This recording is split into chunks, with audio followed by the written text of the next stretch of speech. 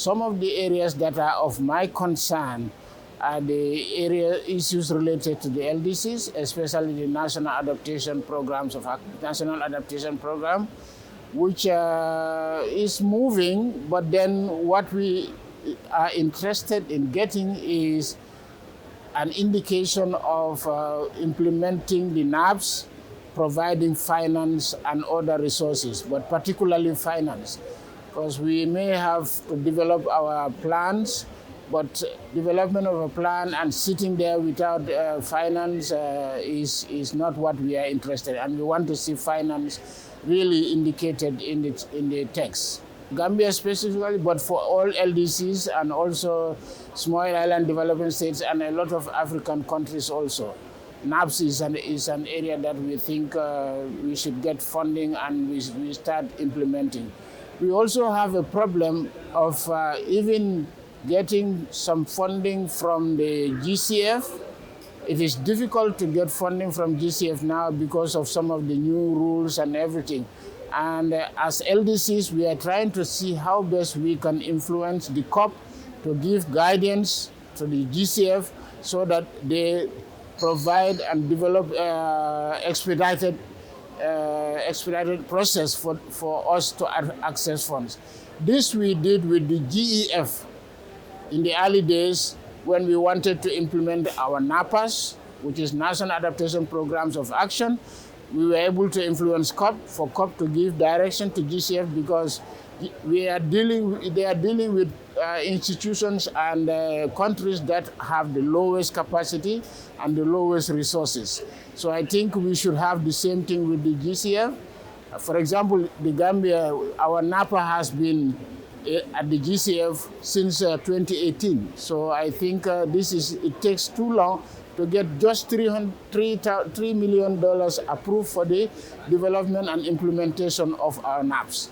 Specifically, since I came here, I have been following the issues related to transparency, which I think have moved, because this is where you discuss about guidelines, inventories of greenhouse gases from developed countries, accounting metrics that we are all interested to see, and also training of reviewers, professionals that can be trained so that they participate in the review of national communications inventories of developed countries.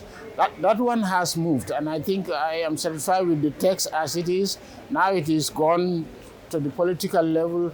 We, the technicians, have finished, and I think we believe that the COP will adopt those decisions, even though there are some issues that need to be clear. But I'm sure before we get here, we think the transparency outcome would be positive. My experience so far at this COP is that, except for the finance issue, I think there is little hope.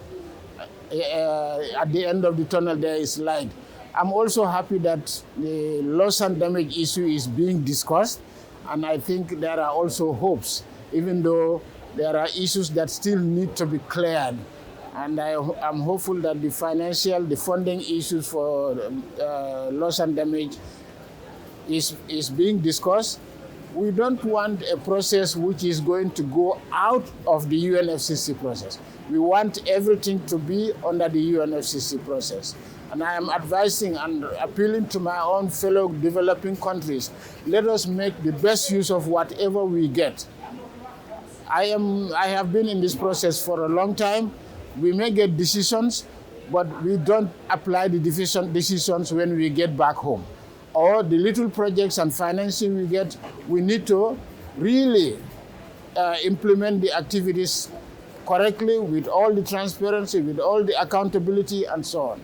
That is my advice to my fellow developing countries. Transparency is so important for me and for the countries, for example, LDCs, because transparency has different thematic areas. Transparency in relation to provision of finance, transparency in relation to provision of capacity building and other means of implementation.